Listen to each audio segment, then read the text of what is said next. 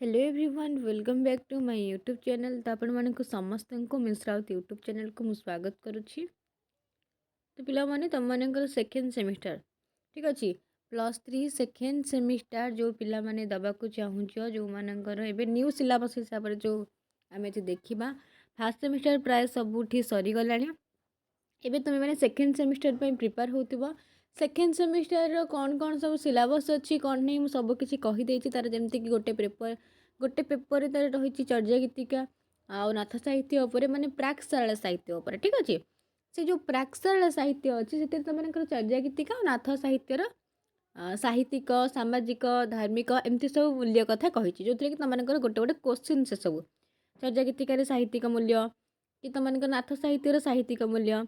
तो आम से विषय जाना केमती कौन लिख कहीं तुमकर न्यू सिलेबस हिसाब से NEP 2020 हिसाब से तुमको देखा पड़ू ना पूर्वर कि तुमकर सेमती नाला अलग थिला। तो देखा तुमकर कौन रही कौन से नाथ साहित्य कौन चर्या गीतिका से कौन केमी लंग क्वेश्चन तुम मैंने लिख। तो प्रथम आम नाथ साहित्य विषय जाना नाथ साहित्य कौन। नाथ साहित्य तुमकर 3टा माने चर्या गीतिकार भी 3टा क्वेश्चन हम। चर्या गीतिकार तुम साहित्यिक सामाजिक और धार्मिक मूल्य ठीक अच्छे। सेमती नाथ साहित्य भी साहित्यिक सामाजिक और धार्मिक मूल्य तुमकर रही। तो आज आम नाथ साहित्य विषय पढ़ा क्या पढ़ा ना नाथ साहित्य विषय पढ़ा नाथ साहित्य कौन एवं तार साहित्यिक मूल्य विषय आम जाना। देख ओडिया भाषार प्राचीन साहित्य भाव में नाथ साहित्य स्वतंत्र स्थान रही। समाज जीवन और धर्म परंपरा दृष्टिकोण यही साहित्यर भूमिका अति गुरुत्वपूर्ण। तो आम ये नाथ साहित्य विषय जानुचे ए पर्यंत आविष्कृत ओडिया भाषार प्रथम तालपत्र साहित्य चर्या गीतिका ज्ञान मिश्रा भक्ति मार्गर मौलिक पिंड थिबा नाथ साहित्य एवं सर्वप्राचीन 34 साहित्य भाव चिन्हित कलशा 34 जोटा कि बच्चा दासंगर ओडिया साहित्य को समृद्ध करने सहित ओडिया भाषा को विकसित करिबारे प्रमुख भूमिका नहीं। विशेषकर ओडिया नाथ साहित्यर प्रमुख अंग भाव में परिचित शिशुवेद अमरकोश गीता अष्टांग जोगसार गीता गोविंद चंद्र शिव स्वरदय गोरेख संहिता अष्टांग जोग धारणा श्री अष्टांग लेखन विभूति टीका गोविंद चंद्र प्रभृति व्यतीत सारला दासंकर महाभारत रुद्रसुधांत एवं पंचसखा साहित्य ओडिया जनजीवन को प्रवाहित करिथिबार जणा जाए। तो ये तुम मानकर कौन ना नाथ साहित्य आम साहित्यिक मूल्य विषय पढ़ुचे ठीक अच्छे। कहीं तुम चर्या गीतिकार भी साहित्यिक मूल्य कथा कही तुम पढ़ा ठीक अच्छे। साहित्यिक सामाजिक सबूर मूल्य विषय पढ़ा प्रथम नाथ साहित्यर मूल्य विषय आम पढ़ा। प्राचीन ओडिया साहित्य प्राचीन आर गोटे नोटे भी अच्छी मुझे फास्ट तुमको टिके ही तुम कही सारे केमती कौन रही तापर तुम चर्या गीतिकार सामाजिक साहित्यिक मूल्य आ नाथ साहित्यर भी तुम सामाजिक साहित्यिक मूल्य सबूर नोट अच्छी मुझे से लंग क्वेश्चन तुमको डायरेक्ट कहीदेवी ठीक अच्छे। प्राचीन ओडिया साहित्य शिशुवेदर गद्य व्याख्या शैली लौकिक गद्य रचना शैली रे भित्ति पकाई अच्छी। पिंड ब्रह्मांड तत्व बा ब्रह्म ज्ञान मूलक भाषा किपरि ओडिया गद्य को सरल सहज रीति रे जनसाधारण को बुझाई चेष्टा करा जायछि ताहा एही ग्रंथ को विश्लेषण कले जणा पड़े। शिशुवेदर गद्य व्याख्या स्वल्प शब्द विशिष्ट होइथिले मध्य ताहार प्रकाश भंगी रे स्वाभाविक रही अछि। यार प्रत्येक पद कोमल सरल और बुझेइबार शैली रचित। यार गद्यात्मक व्याख्यारे पांडित्य नहीं अच्छी सहज सरल शिशु सुलभ रीति रे भावर प्रकाश। यही दृष्टि प्राचीन ओडिया गद्य साहित्यर प्रथम सोपान रूपे शिशुवेद को गुरुत्वपूर्ण भाव में ग्रहण करा जाउछि। तो ये नाथ साहित्यर जो आम साहित्यिक मूल्य विषय पढ़ुचे नाथ साहित्यर जो आम साहित्यिक मूल्य विषय पढ़ुचे से प्रथम तुमको लिखार अच्छी शिशुवेद उपर ठीक अच्छे। साहित्यिक देख सामाजिक मूल्य सीना तुम मैंने लिख कौन ଗୋଟେ ଜିନିଷର ସାମାଜିକ ମୂଲ୍ୟରେ ଆମେ ଲେଖିବା କେମିତି ତାର ବେଶଭୂଷା ଥିଲା, କେମିତି ତାର ମାନେ କ'ଣ ବେଶଭୂଷା ଚାଲିଚଳନ ସମାଜକୁ ନେଇକି ଯାହା ସବୁ ହେଇଥାଏ ସେଇଟା ସାମାଜିକରେ ଯିବ। ଠିକ୍ ଅଛି। ତାର ଖାଦ୍ୟପେୟ କେମିତି ଥିଲା, ତାର ବେଶଭୂଷା କେମିତି ଥିଲା, ଚାଲିଚଳନ କେମିତି ଥିଲା, ଏସବୁ କଥା ଲେଖିବା। କିନ୍ତୁ ସାହିତ୍ୟିକରେ ତାର କ'ଣ ସବୁ ଲେଖା ଗୁଡ଼ିକ ଅଛି କ'ଣ ନାହିଁ ଆମକୁ ସେଇଟା ଲେଖିବାର ଅଛି।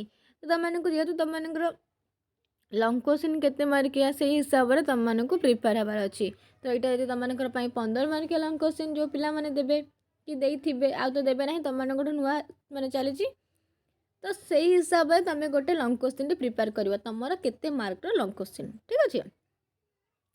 ପ୍ରାଚୀନ ସାହିତ୍ୟରେ ଶିଶୁବେଦର ବହୁଳ ନାମ ଉଲ୍ଲେଖ ରହିଛି। ଏଇଟା ଶିଶୁବେଦ ହେଡ଼ିଂ ଦେଇକି ଲେଖିବ। ସାରଳା ମହାଭାରତର ମଧ୍ୟ ପର୍ବରେ ଦେବକୀ କାମାକ୍ଷୀ ବ୍ରତ ପାଳନ କଲାବେଳେ ବିଭିନ୍ନ ବ୍ରାହ୍ମଣଙ୍କ ସହିତ 25,000 ଶିଶୁବେଦୀ ବ୍ରାହ୍ମଣଙ୍କୁ ନିମନ୍ତ୍ରଣ କରିଛନ୍ତି।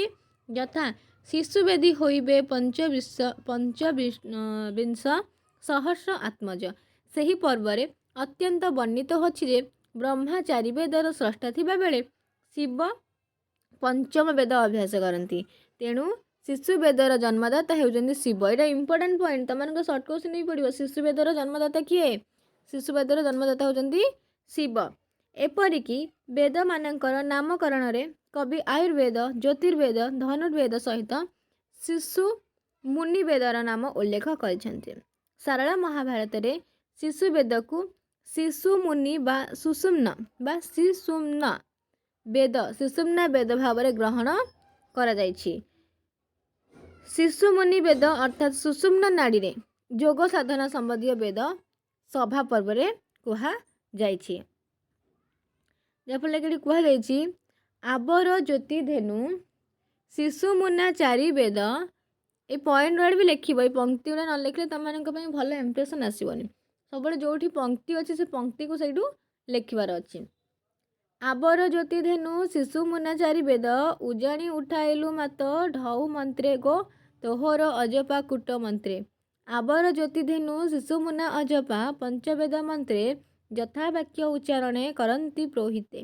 ସଭା ପର୍ବରେ ଏଠି ଅଛି ସାରଳା ମହାଭାରତର ସଭା ପର୍ବ କଥା ଏଥିରେ କୁହାଯାଇଛି।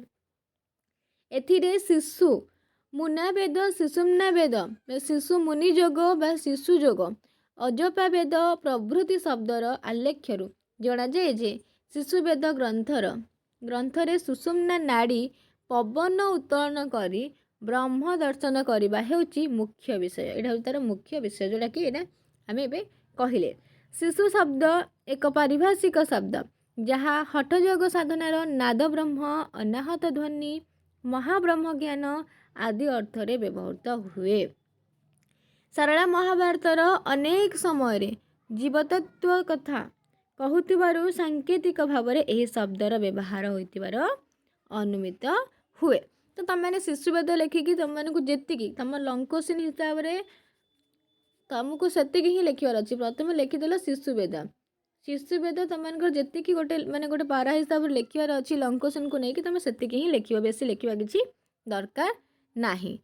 ଶିଶୁବେଦ ସମ୍ପର୍କରେ ବହୁ ପ୍ରାଚୀନ ଗ୍ରନ୍ଥରୁ ପ୍ରମାଣ ମିଳେ ଯେ ଦାଣ୍ଡି ବୃତ୍ତରେ ଲିଖିତ ତଥା ସାରଳାଙ୍କର ସମସାମୟିକ କବି ଚୈତନ୍ୟ ଦାସଙ୍କର ବିଷ୍ଣୁଗର୍ଭ ପୁରାଣ ଏକ ପ୍ରାଚୀନତମ ଗ୍ରନ୍ଥ। ଏଇଭଳି ଭାବରେ ତୁମେ ଶିଶୁବେଦ ବିଷୟରେ ଲେଖିବ, ଅଳ୍ପ ଲେଖିବ କାହିଁକିନା ଆହୁରି ବହୁତ ସାରା ଜିନିଷ ଲେଖିବାର ଅଛି। ଠିକ୍ ଅଛି। ତାପରେ ତୁମମାନଙ୍କର ଆସିଗଲା ଅମରକୋଷ ଗୀତା। ନାଥ ଯେଉଁ ସାହିତ୍ୟ ଅଛି ତାର ସାହିତ୍ୟିକ ମୂଲ୍ୟରେ ଏସବୁ ଲେଖିବ। ଠିକ୍ ଅଛି। ଲଙ୍ଗ କ୍ୱେଶ୍ଚିନ୍ ପାଇଁ ପ୍ରିପେୟାର ହେବ। ଅମରକୋଷ ଗୀତା ସେକେଣ୍ଡରେ ଲେଖିଲ। କ'ଣ ଅମରକୋଷ ଗୀତା ବୋଲି ତାକୁ ଗୋଟେ ପାରା ଭଳିଆ ଲେଖିବ। ତାପରେ ପୁଣି ଆହୁରି ଅଛି। ଅମରକୋଷ ଗୀତା କ'ଣ? ଶ୍ରୀ ଗୁରୁଭେ ନମ, ଶ୍ରୀ ଗୋରେଖ ପାଦୁକାକୁ ନମସ୍ତେ, ନମସ୍ତୁତେ ସିଂହନାଦ ପୁରୁ ଅଖି ଧରଣୀ ପଡ଼ଇ ବିଛାଡ଼ି। କେତା ପହୁଡ଼ିଲେ ଶ୍ରୀ ଗୋରେଖନାଥ, ମୀନନାଥର ପୁତ୍ର କାଳ ମାରି ହୋଇଲେ ଅବଧୂତ। ସେ ଅବଧୂତ ଲୟ କେବେହେ ନମ ରଇ, ଶ୍ରୀ ଗୋରେଖ ବନ୍ଦଇ ପାଏ। ତ ଏଇଠି କ'ଣ କୁହାଯାଇଛି?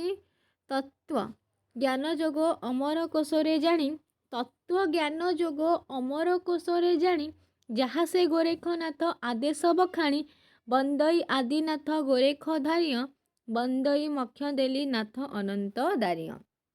ତ ଏଇଠି କ'ଣ କୁହାଯାଇଛି ନା ଏତେ ସରପେ ଆଦେଶ ବଖାଣି ଆଦେଶୁ ଆଦି ରୂପ ଆଦେଶୁ ଗୁରୁଚରଣ ଆଦି ରୂପେ ଆଦିନାଥ ମାୟା ମାରି ମଖେନ୍ଦିଲ ନାଥ ଜ୍ଞାନ ପରଚେ ଚଉରଙ୍ଗୀ ନାଥ ଘଟେ ଘଟେ ଶ୍ରୀ ଗୋରେଖନାଥ।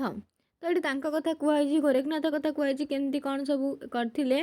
ତାପରେ ସେଇଥିରେ ତମାନଙ୍କର ନାଥ ସାହିତ୍ୟରେ ବ୍ୟବହୃତ କେତୋଟି ପ୍ରମୁଖ ଶବ୍ଦ ଯେଉଁଟା ସବୁ ବ୍ୟବହାର ହୋଇଛି ସେ ବିଷୟରେ ଟିକେ ଦେଖିବା। ନାଥ ସାହିତ୍ୟରେ ବ୍ୟବହୃତ କେତୋଟି ପ୍ରମୁଖ ଶବ୍ଦର ପ୍ରୟୋଗ ହେଇଛି ଯେଉଁଟାକି ସାହିତ୍ୟିକ ମୂଲ୍ୟରେ ତମାନଙ୍କର ଯାଉଛି ଅଜପା। ଅଜପା କେଉଁଥିରେ ବ୍ୟବହାର ହେଇଛି ନା ସିଦ୍ଧ ସାହିତ୍ୟରେ ଅଜପା ଜପର ବ୍ୟବହାର ହେଇଛି। ଅଜପା ଜପ କୁହାଯାଇଛି ନା ଯାହା ବି ସବୁ ପଙ୍କ୍ତି ଗୁଡ଼ିକ ଅଛି ସେଥିରେ ତମାନେ ଏଇ ଶବ୍ଦଟି ଦେଖିବାକୁ ପାଇବା। ସେମିତି ଖେଚରୀ ମୁଦ୍ରା ମଧ୍ୟ କୁହାଯାଇଛି। ସେମିତି ବାରୁଣୀ କଥା ବି କୁହାଯାଇଛି। ଅନାହତ ବା ଅନହଦ ବୋଲି ବି କୁହାଯାଇଛି।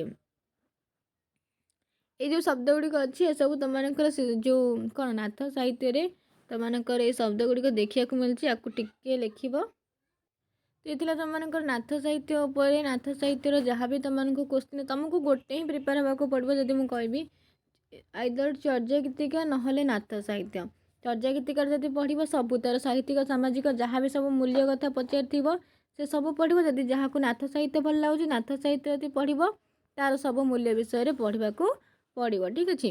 ତ ତମାନଙ୍କର ଏଇଥିରେ ମୁଁ ଏତିକି କହିଥିଲି। ବାକି ଲଙ୍ଗ କୋଶ୍ଚିନ୍ ତମାନଙ୍କର ଗୋଟେ ନୋଟ୍ ଅଛି। ସେ ନୋଟ୍ଟା ମୁଁ ତମାନଙ୍କର ଆଉ ଗୋଟେ ଦିନ କହିଦେବି କି ସେଥିରେ ବା ପଏଣ୍ଟ ବାଇ ପଏଣ୍ଟ ରହିଛି କେମିତି କ'ଣ କରିକି ଲେଖିବ। ଚର୍ଯା ଗୀତିକା ଉପରେ ବି ଅଛି, ନାଥ ସାହିତ୍ୟ ଉପରେ ବି ଅଛି। ଠିକ୍ ଅଛି। ତ ଏଇଟା ସେକେଣ୍ଡ ସେମିଷ୍ଟାରର ତମାନଙ୍କର ଫାର୍ଷ୍ଟ କ୍ଲାସ୍ ଥିଲା। ସେକେଣ୍ଡ ସେମିଷ୍ଟାରର ଫାର୍ଷ୍ଟ କ୍ଲାସ୍ ଥିଲା ଓଡ଼ିଆ ଅନର୍ସ ପିଲାମାନଙ୍କ ପାଇଁ। ତ ଏଇଭଳି ଭାବରେ ତମାନଙ୍କର ଯାହା ବି ସିଲାବସ୍ ଅଛି ମୁଁ ତାକୁ ଗୋଟେ ଗୋଟେ କରିକି ସାରିଦେବି।